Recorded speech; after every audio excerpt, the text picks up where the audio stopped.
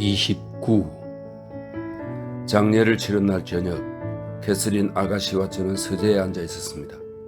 린턴 씨를 잃은 슬픔, 갈로 열고 아가씨는 슬픔이라기보다 절망에 빠져 있었죠. 린턴 씨를 잃은 슬픔에 잠기기도 하고 암울한 미래에 대해 이런저런 예측도 해보았습니다. 아가씨를 위해 가장 좋은 길은 적어도 린턴 도련님이 살아계시는 동안만이라도 이 집에서 그대로 눌러 살 수 있도록 허락을 받아 도련님도 여기로 와서 살게 하고 저도 이 집 가정부로 남아있는 것이라는데 우리의 의견이 일치되었습니다. 너무나 낙관적인 생각인 것 같기는 했지만 그래도 저는 꼭 그렇게 되기를 바랐고 제가 살던 집에서 제가 하던 일을 하며 무엇보다 아가씨와 헤어지지 않으리라는 기대를 걸자 기운이 나기 시작했어요. 그때 하인 하나가 황급히 뛰어들어오더니 그 악마 같은 히스클리프가 안뜰을 걸어오고 있는데요.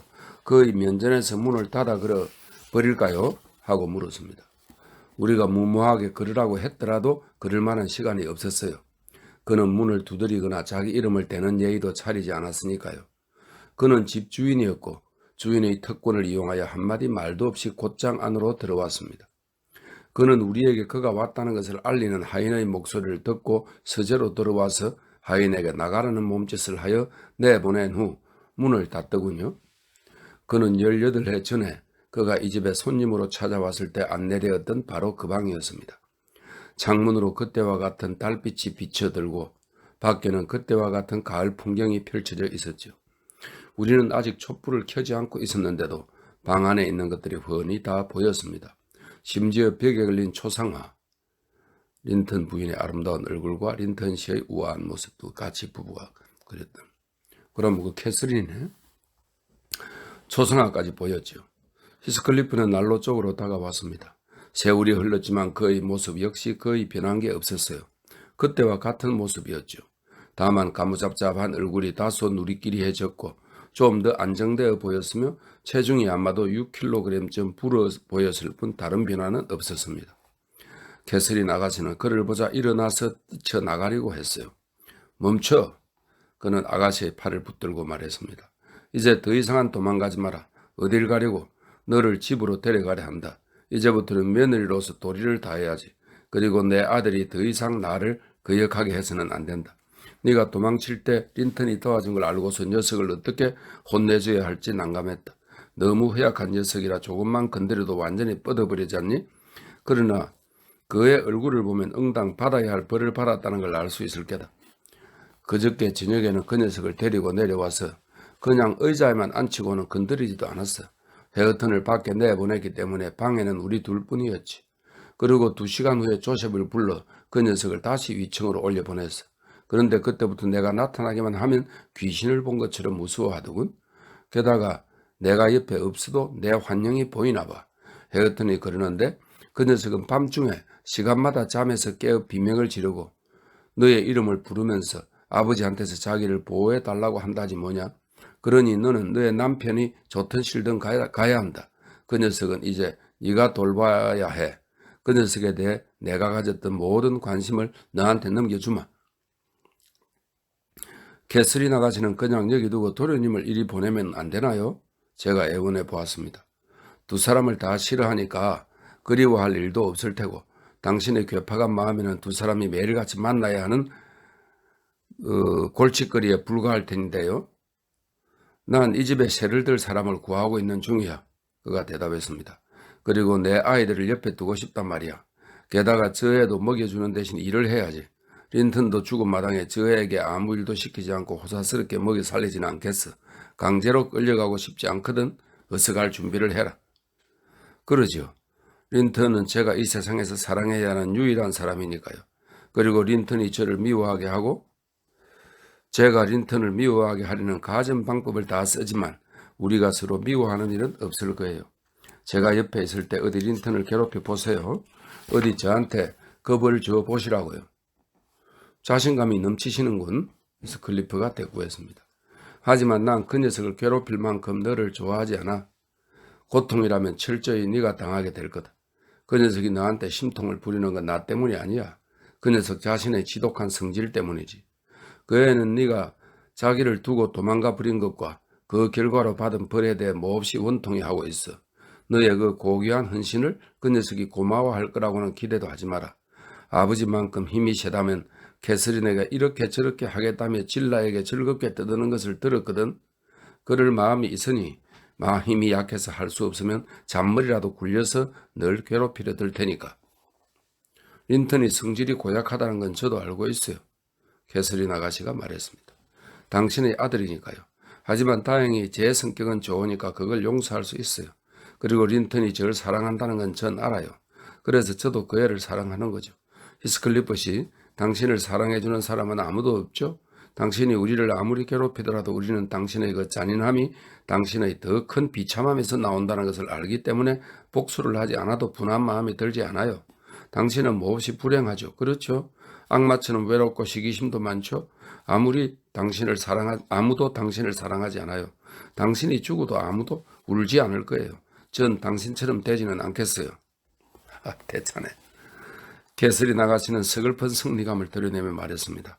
앞으로 가족이 될 사람들의 정신을 받아들여 원수의 고통을 즐기기로 작정한 듯 했습니다. 곧 너 자신을 불쌍히 여기게 될 거다. 아가씨의 시아버지가 말했습니다.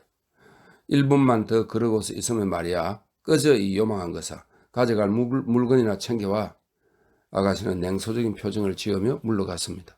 아가씨가 나가자 저는 제가 이 집에서 하던 일을 질라에게 맡기고 저는 질라 대신 워더링 하이츠에서 일하게 해달라고 간청해 보았지만 어떤 이유로도 받아들일 수 없다고 하더군요. 입을 다물라고 하더니 그제야 처음으로 방안을 둘러보고 초상화의 눈길이 멎었습니다.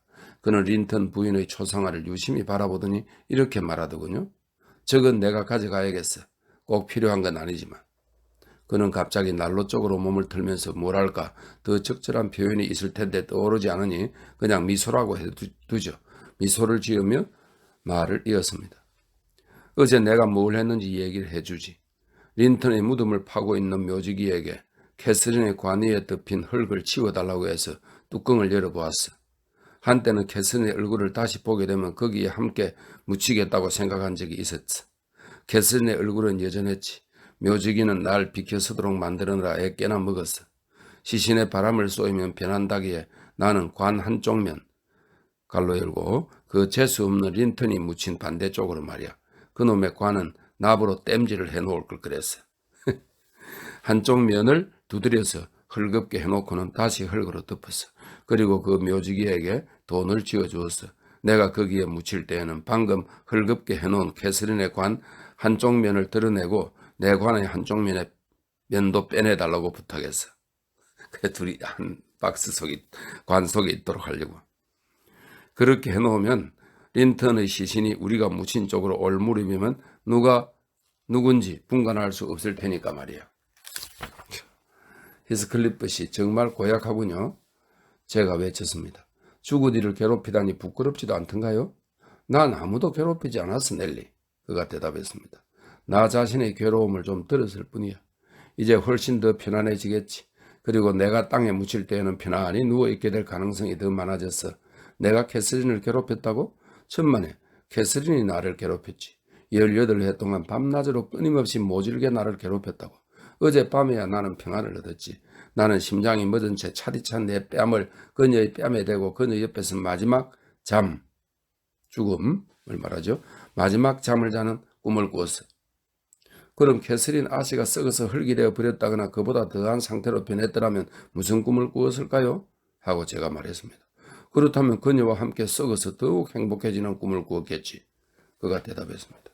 내가 그따위 변화를 두려워할 것 같아? 난 관 뚜껑을 열 때 이미 그런 변화를 예측하고 있었어. 그러나 내가 죽어서 함께 썩게 될 때까지는 변화가 시작되지 않았으면 좋겠어. 게다가 그녀의 감정 없는 얼굴에서 뚜렷한 인상을 받지 않았다면 그 이상한 느낌은 좀처럼 사라지지 않았을 거야.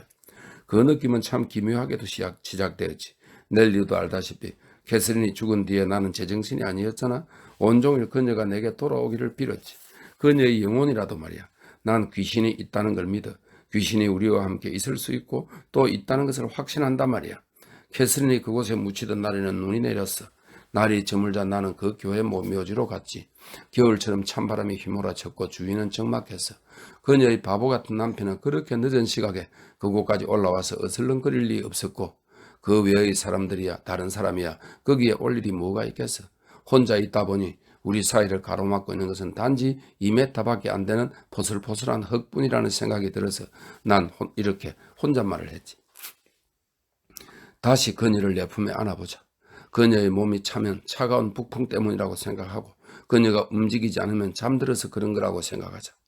나는 연장 창고에서 삽을 꺼내다가 있는 힘껏 무덤을 파기 시작했어. 삽 끝에 관이 긁히는 소리가 나기에 손으로 흙을 걷어내고 관 뚜껑을 잡아당겼어.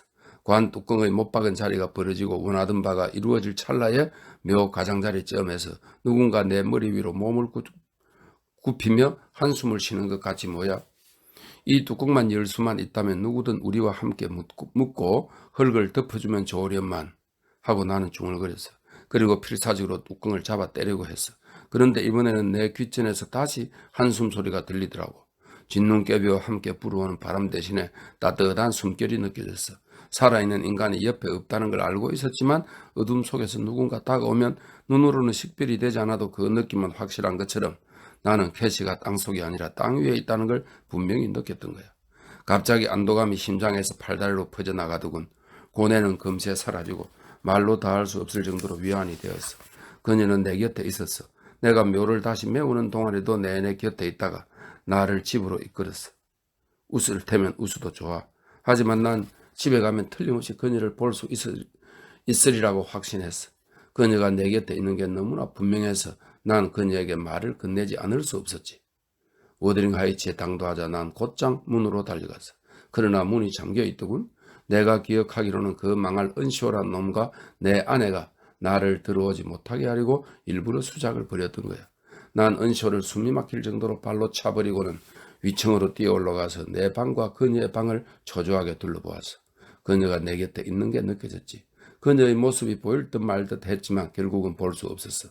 그때 난 단 한 번이라도 그녀를 보게 해달라는 열렬한 기도와 고뇌의 찬 갈망으로 피땀을 흘릴 정도였지. 그러나 그녀의 모습을 단 한 번도 보지 못했어. 그녀는 생전에도 자주 그랬듯이 나에게 악마 같은 짓을 한 거야.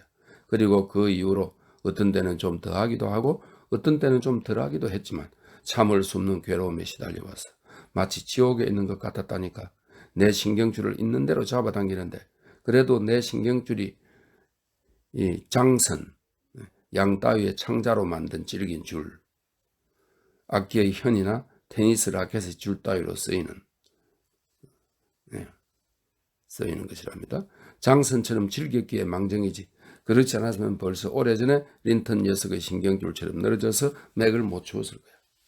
내가 헤어튼과 함께 그 실에 앉아있을 때는 밖에 나가면 그녀를 만날 수 있을 것 같았고 황야를 거닐 때는 집에 가야 그녀를 만날 수 있을 것 같아서 집을 나서면 그녀가 하이츠의 어딘가에 있다는 확신이 들어서 서둘러 집에 돌아오곤 했어.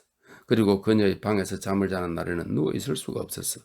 눈을 감자마자 그녀가 창문에 나타나거나 방 안으로 들어오기도 하고 침상 판자문을 열어 젖히거나 심지어 그녀가 어렸을 때 쓰던 베개 위에 그 사랑스러운 머리를 누이기도 했거든.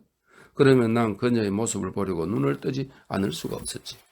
그래서 하룻밤에도 무수히 눈을 감았다 뜨곤 했어. 그래봤자 그녀는 보이지 않았고 늘 실망만 했지. 그러니 내가 얼마나 괴로웠겠어.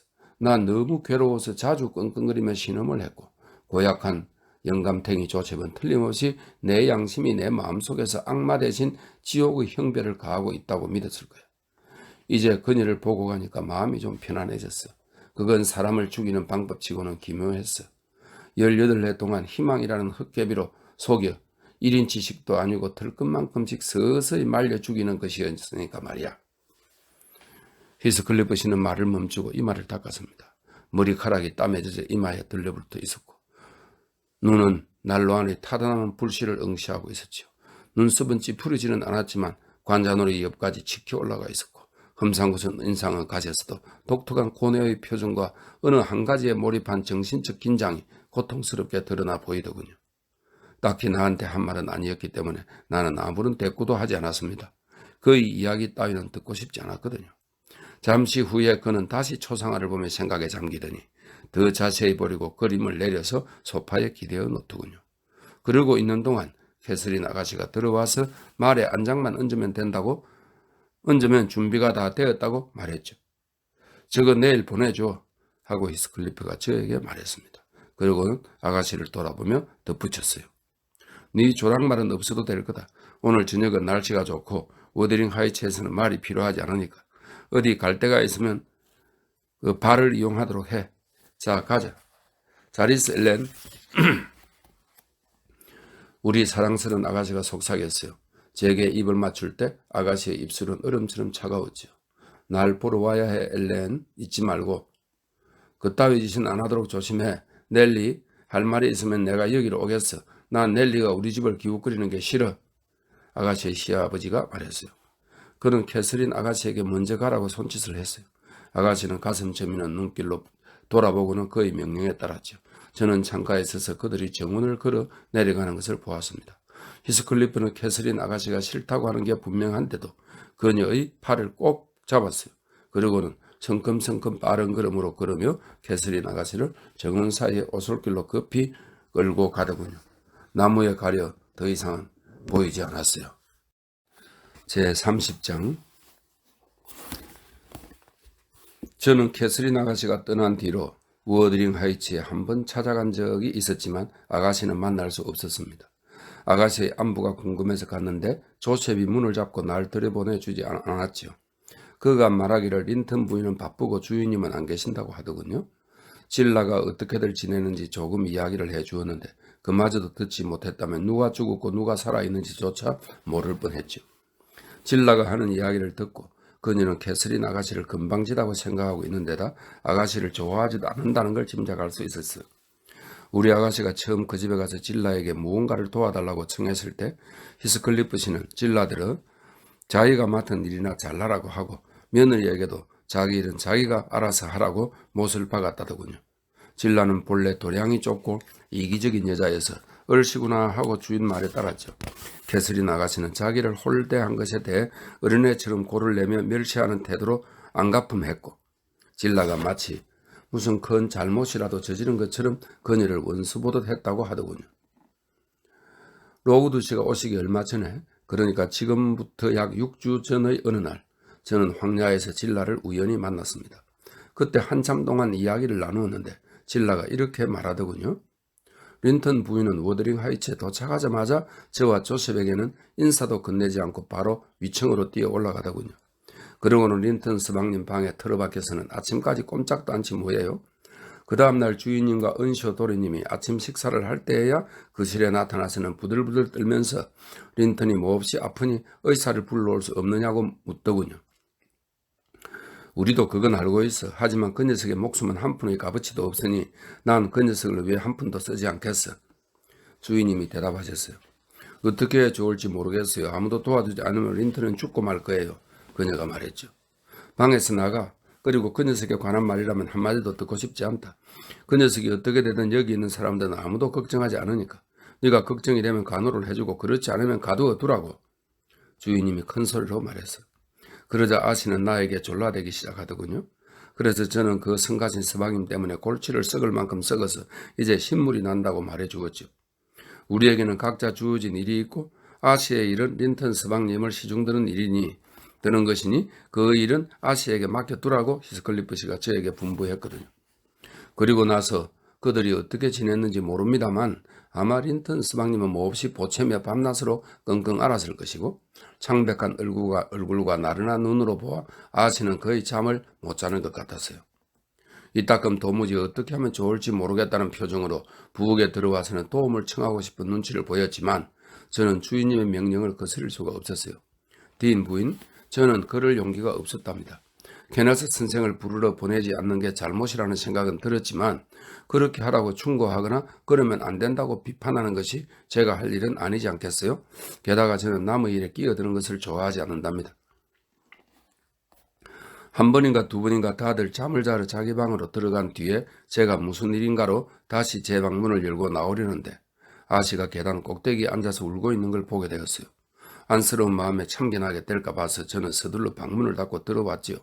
정말이지 그때는 아씨가 불쌍한 생각이 들었어요. 하지만 일자리를 잃고 싶지는 않았답니다. 급기야 어느 날 밤에는 아씨가 대담하게 제 방에 들어와 이렇게 말하며 저를 깜짝 놀라게 하더라고요. 히스클리프 씨에게 가서 아들이 죽어간다고 전해.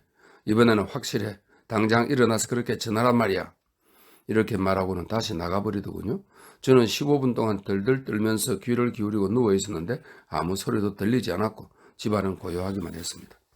아씨가 잘못한 거야. 린턴 스박님이 고비를 넘겼겠지. 자는 사람들을 깨울 필요는 없어. 저는 이렇게 중얼거리며 다시 잠에 빠져들었지. 그런데 종소리가 요란하게 울리는 바람에 다시 잠에서 깼습니다. 우리 집에는 종이 딱 하나 있는데 린턴 스박님이 쓰도록 달아놓은 것이죠. 주인님이 저를 부르더니 무슨 일인지 알아보고 다시는 종을 울리지 못하게 하라고 하더군요. 저는 캐서린 아씨의 말을 전했어요. 그러자 주인님은 혼자 욕을 중얼거리더니 몇 분 후에 촛불을 켜들고 나와 그 방으로 가시더군요. 그래서 저도 따라가 보니 아씨는 두 손을 무릎 위에 포갠 채 침대에 앉아 있었어요. 그녀의 시아버지가 다가가서 린턴 스박님의 얼굴에 촛불을 비추며 들여보고 만져본 다음 아씨를 돌아보시더군요. 자, 캐서린 기분이 어떠냐? 그가 말했어요. 아씨는 묵묵부답이더군요. 기분이 어떠냐고 캐서린. 그가 다시 묻었어요. 린턴은 안전한 곳으로 갔고 저는 자유로운 몸이 되었으니 제 기분이 좋아야겠지요. 하지만 아씨는 비통함을 감추지 못하고 말을 이었어요. 저 혼자 죽음과 싸우도록 너무 오래 내버려 두셔서 저는 죽음만을 느끼고 죽음만을 볼 뿐이에요. 저도 죽을 것 같은 기분이라 말이에요. 하고 아씨는 대답했어요. 정말 아씨는 그렇게 보였어요. 저는 포도주를 조금 갖다 줬죠. 헤어튼 도련님과 조셉은 종소리와 발소리에 잠이 깨어서는 문 밖에서 우리가 하는 소리를 듣고 그제야 방 안으로 들어왔죠. 조셉은 린턴 스박님의 죽음을 기뻐하는 것 같았고 헤어튼 도련님은 근심 어린 표정이었는데 린턴 스박님을 생각하기보다는 린턴 부인을 쳐다보는데 더 정신이 팔려 있는 것 같았습니다. 주인님은 헤어튼 도련님에게 가서 잠이나 자라고 말했어요. 헤어튼 도련님의 도움은 필요하지 않았거든요. 그러고 나서 주인님은 조셉에게 시신을 자기 방으로 옮겨 놓으라고 이러고 저한테도 제 방으로 돌아가라고 했어요. 그래서 아씨 혼자 그 방에 남아있게 되었죠.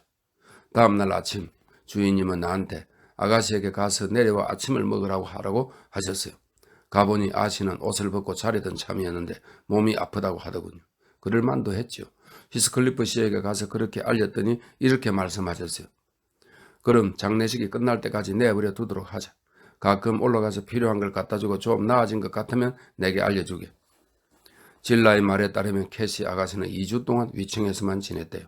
질라는 하루에 2번씩 올라가 보았고 좀 더 다정하게 대하고 싶었지만 친절하게 뭘 해주려고 할 때마다 캐서린 아가씨가 오만한 태도로 곧바로 거부하더래요. 히스클리프는 린턴 스박님의 유언장을 아가씨에게 보여주려고 딱 한 번 2층에 올라갔답니다. 린턴 스박님은 자기의 전 재산과 캐서린 아가씨의 동산을 자기 아버지에게 상속했다지 뭐예요? 그 불쌍한 인간은 외삼촌이 돌아가시고 캐서린 아가씨가 일주일쯤 워더링 하이츠를 비운 사이 위협을 받았던가 아니면 꿰매 갔던가 봅니다. 린턴 스박님은 미성자였기 때문에 토지에는 손을 댈 수 없었어요. 그런데 히스클리프 씨는 자기 아내와 자신의 권리를 주장하여 토지도 차지해버렸지요. 합법적이긴 했겠지만 부당했어요. 여하튼 캐서린 아가씨는 돈도 없고 아는 사람도 없어서 그런 부당한 소유권 주장에도 어쩔 도리가 없었답니다. 그때를 제외하고 그 방에 얼씬하는 사람은 아무도 없었어요. 저 말고는요. 그리고 아씨의 안부를 묻는 사람 역시 아무도 없었죠. 어느 주일날 오후 아씨는 처음으로 거실에 내려왔습니다. 제가 점심을 들고 올라갔을 때 아씨는 추워서 더는 못 참겠다고 소리를 지르기에 주인님은 이제 곧 스르스클로스 저택으로 나가실 참이고 은시오 도련님과 저야 아씨가 내려와도 상관없다고 말해주었죠. 그래서 아씨는 주인님이 말을 타고 가는 소리가 들리자마자 곧 아래층에서 내려왔지요. 검정색 상복을 입고 금발의 곱슬머리를 마치 퀘이크 교도처럼 단정하게 귀 뒤로 빗어 넘겼더군요. 곱슬머리는 빗으로 펼 수 없었나 봅니다. 조셉과 저는 주일날이면 대개 교회에 나간답니다. 괄호 열고 딘 부인이 설명했다. 그 교회에는 지금 목사님이 안 계시고 감리교회인지 침례교회인지는 모르겠지만 어쨌든 기мот은 사람들은 그곳을 교회라고 부른다고. 조셉은 그날도 교회에 갔지만 저는 집에 있는 편이 낫겠다고 생각하고 가지 않았습니다. 젊은 사람들이란 언제나 나이 살 먹은 어른들 옆에서 감독해야 탈이 없는 법이고 헤어튼 도련님은 그렇게 수줍음을 타면서도 행동 거지가 모범적이라고는 할 수 없었으니까요.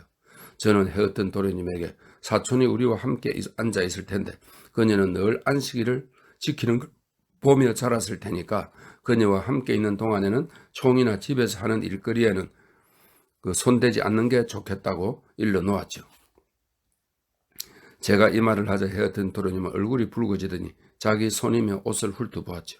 그러고는 냉큼 고래기름과 화약 같은 걸 안 보이는 곳에 치워놓더군요. 아시의 동무가 되어주려는 것 같았어요. 그리고 그 행동으로 미루어 보아 깨끗하고 멋있게 보이고 싶은 것 같았죠. 그래서 제가 소리내어 웃으면서 사실 주인님이 계시면 소리내어 웃지도 못한답니다. 원한다면 몸단장하는 걸 도와주겠다고 제안하고는 거의 당황해하는 모습을 놀렸죠. 그러자 그는 뿌루퉁해져서 욕짓거리를 내뱉기 시작하더군요. 그런데 딘 부인, 진라는 자기의 태도를 제가 못마땅하게 여기는 걸 눈치챘는지 이렇게 말하더군요. 부인은 아시가 헤어튼 도련님에게는 너무 과분한 상대라고 생각하실 테고 그 생각이 맞을지도 모릅니다. 하지만 전 솔직히 말해서 아시의 오만한 콧대를 좀 꺾어놓고 싶어요.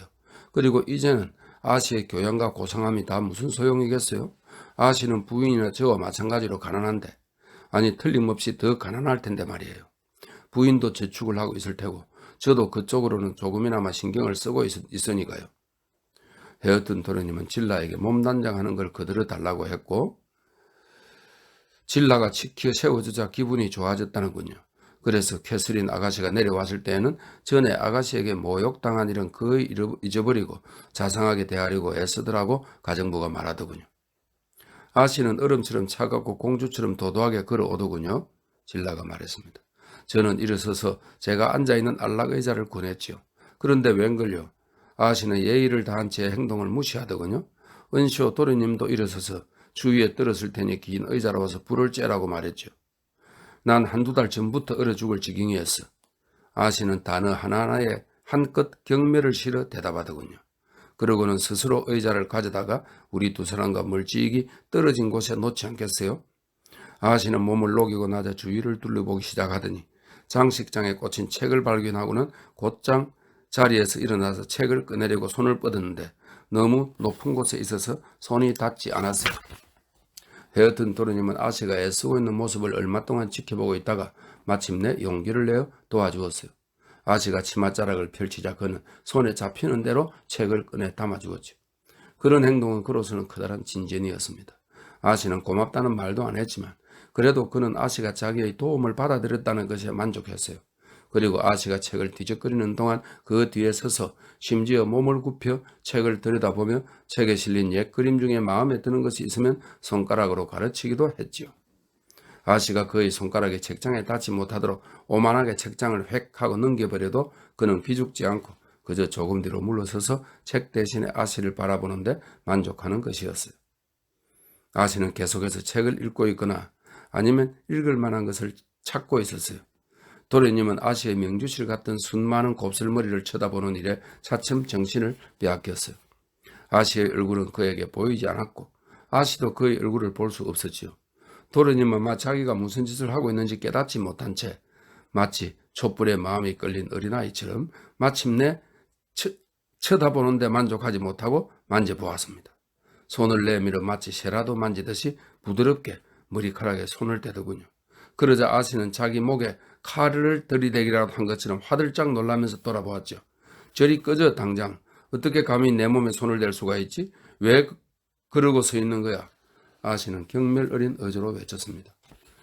난 네가 못 견디게 싫어. 가까이 오면 다시 위층에 올라갈 거야. 헤어튼 도련님은 얼른 뒤로 물러나 긴 의자에 가만히 앉아 있었어요. 그러고 나서 아씨는 30분 동안 계속 책을 뒤척거렸어요. 마침내 은시오 도련님이 저한테로 건너오더니 이렇게 소곤되었더군요. 우리가 들을 수 있게 읽어달라고 해봐. 아무것도 안 하고 있으려니까 지루해 죽겠어. 캐서린이 책을 읽어주면 좋겠는데 그럴 수는 없을까? 내가 그런다고 말하지 말고 진라가 듣고 싶다고 해야 해. 헤어튼 도련님이 저희들도 들을 수 있게 책을 읽어달랍니다. 저는 곧바로 말했습니다. 그렇게 해주면 무척 고맙겠다네요. 아씨는 인상을 찌푸리더니 눈을 들어 이렇게 대답하더군요. 헤어튼, 그리고 당신네 일당 모두는 이 점을 알아두는 게 좋을 거야. 난 당신네가 위선적으로 꾸며대는 친절을 절대 받아들이지 않을 거라고. 난 당신들을 경멸하고 당신들과는 할 말도 없어. 내가 친절한 말을 한마디라도 들을 수 있다면, 심지어 당신들 중 어느 누구의 얼굴이라도 보았으면 하고 간절히 바랄 때는 모두들 얼씬도 않았잖아. 그렇지만 불평은 하지 않았어. 내가 여기에 내려온 건 그저 추워서이지 당신들을 즐겁게 해주려고 혹은 같이 어울리고 싶어서는 아니야. 내가 뭘 할 수 있었겠어? 은쇼 도련님이 말했습니다. 내가 뭘 잘못했다는 거지? 아, 너는 예외야. 아씨가 대꾸했습니다. 너 같은 사람의 관심 따위는 바라지도 않았으니까. 하지만 난 너 대신 밤을 새우게 해달라고 히스클리프 씨에게 여러 차례 부탁했었어. 그는 아가씨의 버릇없는 태도에 얼굴을 붉히며 말했습니다. 조용히 해. 너희 그 불쾌한 목소리를 듣느니 차라리 밖에 나가 버리거나 다른 곳에 가버리겠어. 하고 아씨가 말했죠. 헤어튼 도련님은 지옥에나 떨어지라고 욕짓거리를 중얼대고는 일요일마다 하던 일을 더 이상 지체할 필요가 없다는 듯 치워둔 총기를 다시 꺼내왔습니다.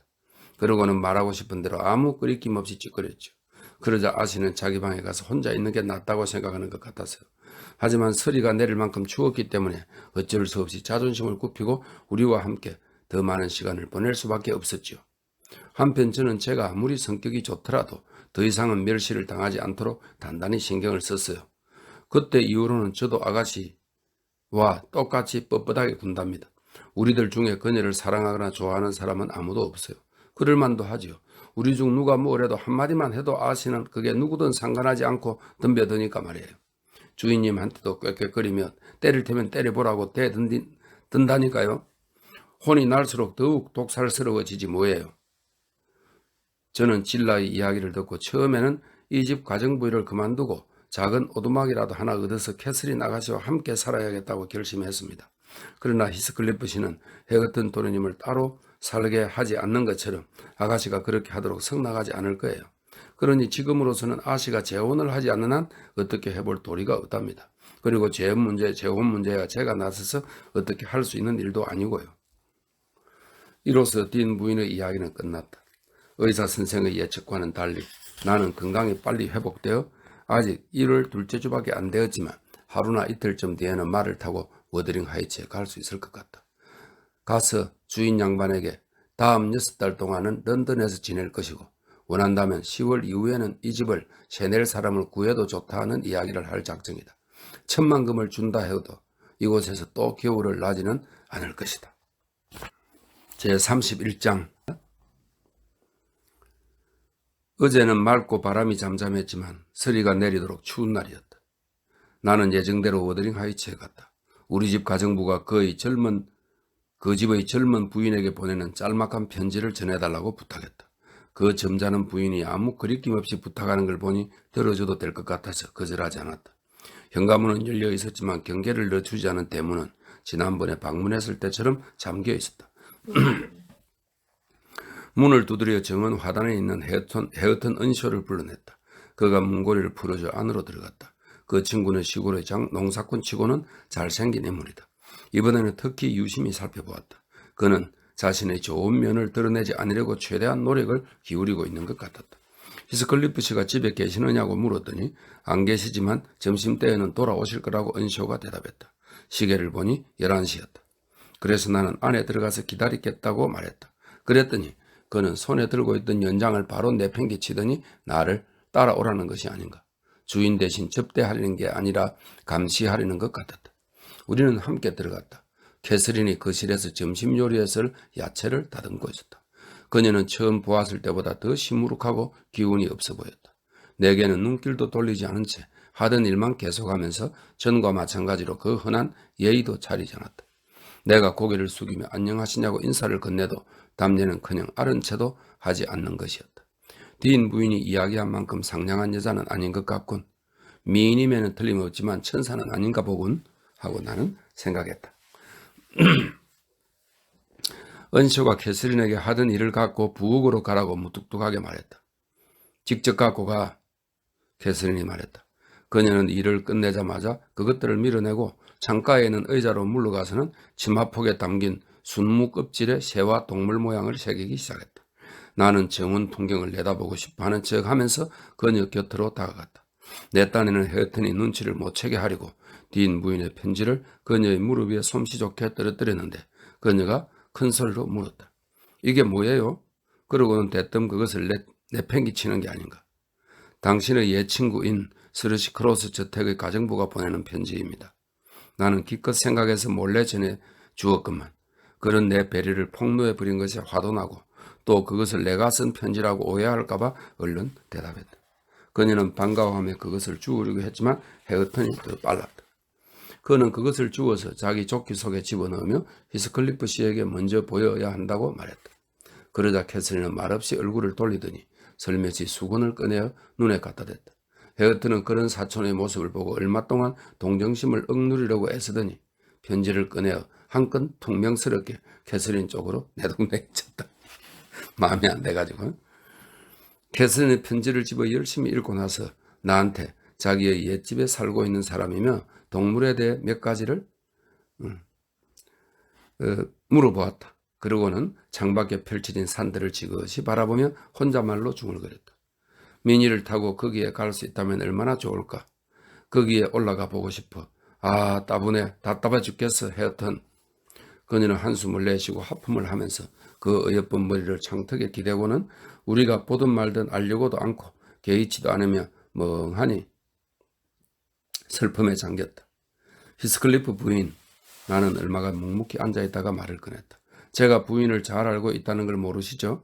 저는 부인이 아주 친밀하게 생각되는데 부인께서 한마디도 안 하시니 좀 이상하군요. 우리 집 가정부는 지칠 줄도 모르고 부인에 대한 이야기며 칭찬을 늘어놓습니다.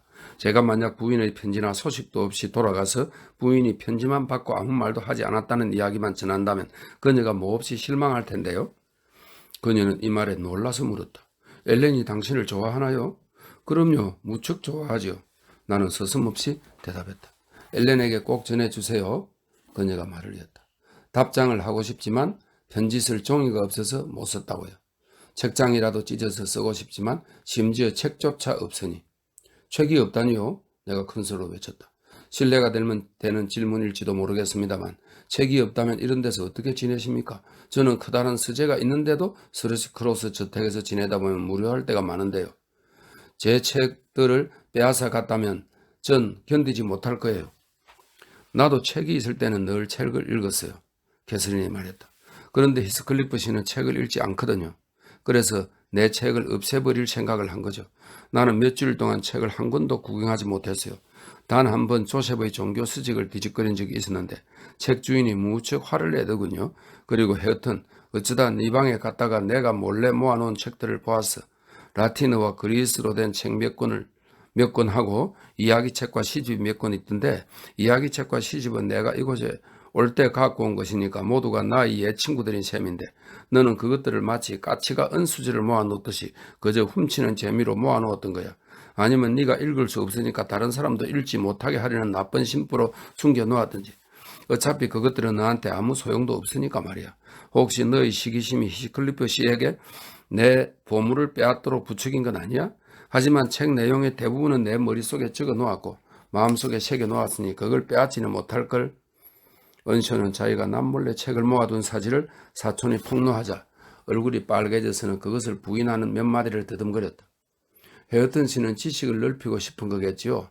부인이 책을 많이 읽는 것을 시기하는 것이 아니라 부인에게 뒤떨어지지 않으려고 애를 쓰는 겁니다. 이제 헤어턴 씨도 2, 3년 안에 책을 잘 읽을 수 있게 될 거예요.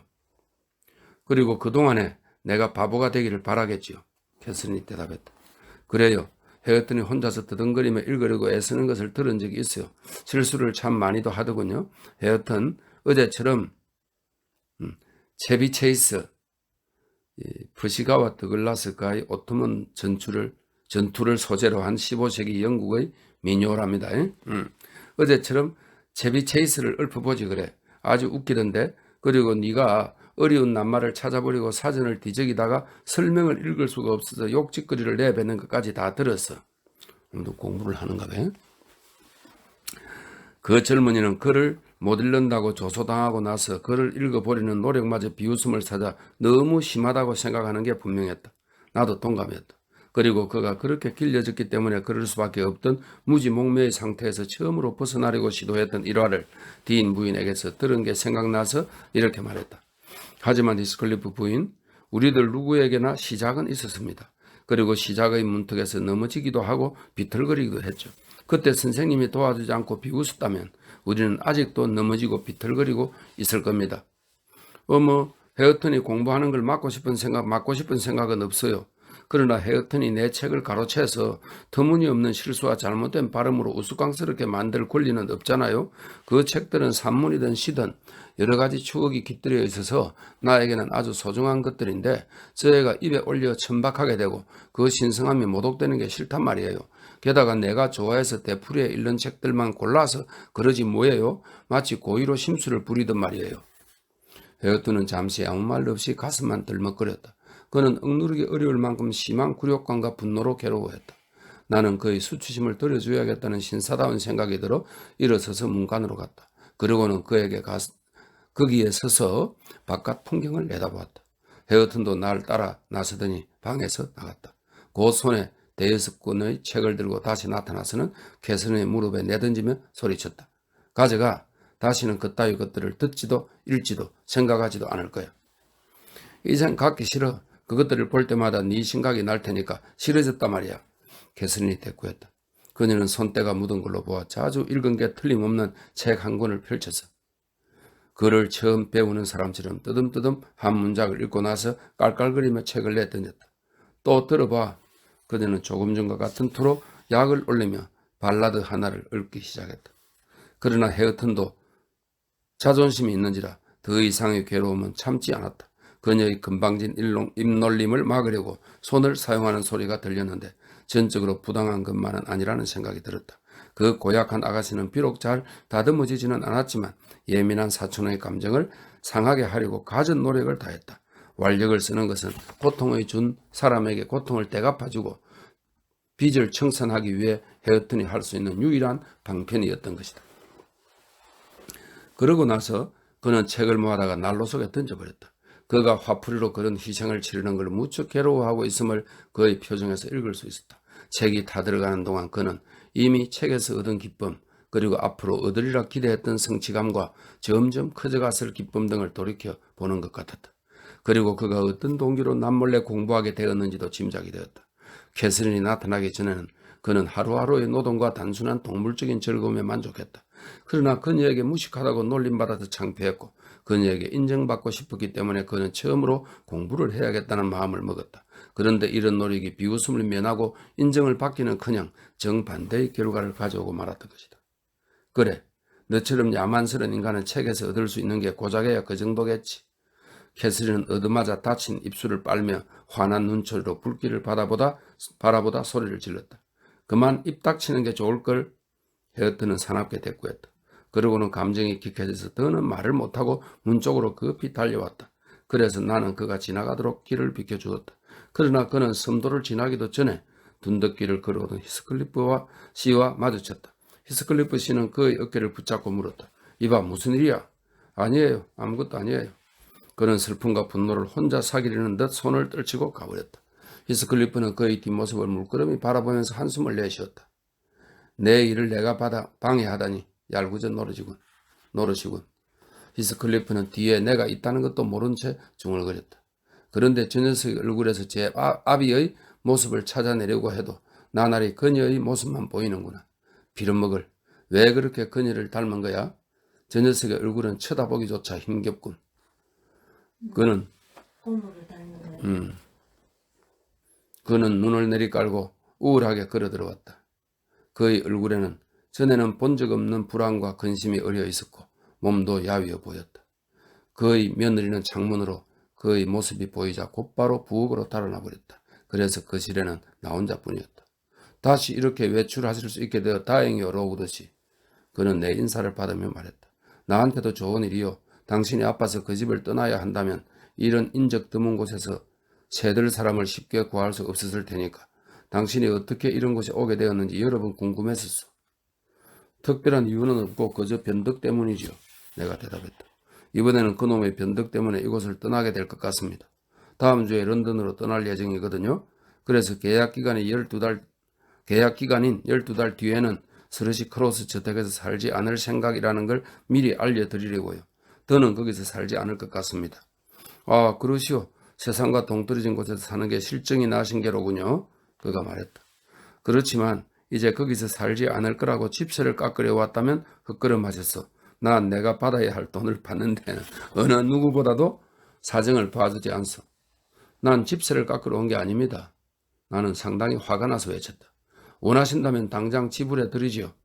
나는 이렇게 말하며 주머니에서 지갑을 꺼냈다. 아니요. 혹여 당신이 돌아오지 않더라도 집세를 충당할 물건을 남겨두고 떠나실 테니 괜찮소. 그는 침착하게 대답했다. 난 급할 것 없어. 자, 앉아서 우리와 저녁을 들고 가시오. 우리는 다시 찾아올 위험이 없는 손님에게는 대체로 후하게 대접한다. 캐서린, 먹을 것 좀 갖다 와. 어디 있는 거야? 캐서린이 나이프와 포크가 담긴 쟁반을 들고 다시 나타났다. 너는 조셉과 함께 먹어. 그리고 손님이 가실 때까지 부엌에 있도록 해. 히스클리프가 캐서린에게 나직이 말했다. 그녀는 그의 지시대로 정확히 따랐다.